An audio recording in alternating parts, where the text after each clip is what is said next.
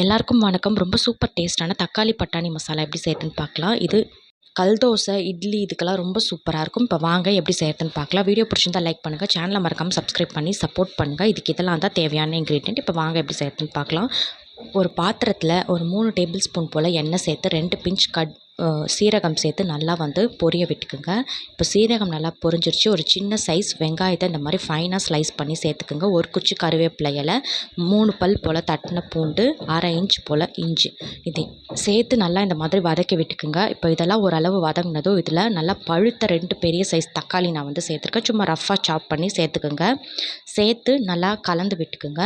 இப்போ இதில் நம்ம ஊற வச்ச 2 டேபிள் ஸ்பூன் பச்சை பட்டாணி அதையும் சேர்த்துக்கலாம். சேர்த்து நல்லா இந்த மாதிரி கலந்து விட்டுக்குங்க. கலந்து விட்டு ஒரு தட்டு போட்டு மூடி ஒரு 5 மினிட்ஸ் வேக விட்டிங்கன்னா நல்லா இந்த அளவுக்கு சூப்பராக குழஞ்சி வெந்துடும்.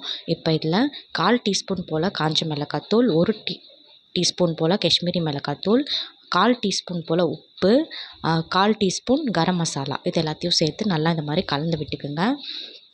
இப்போ மசாலா நல்லா இதோட கோட் ஆகிடுச்சு.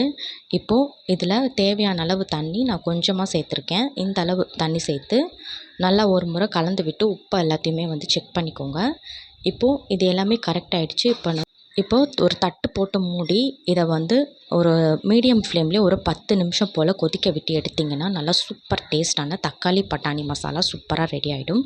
இது simple dish, but idli, dosa இதுக்கெலாம் ரொம்ப சூப்பராக இருக்கும். நல்லா இந்த மாதிரி புசு புசு கல் தோசை கூட நல்லா இது மாதிரி தாராளமாக வச்சு சாப்பிட்டிங்கன்னா நல்லாயிருக்கும். தேங்க்யூ.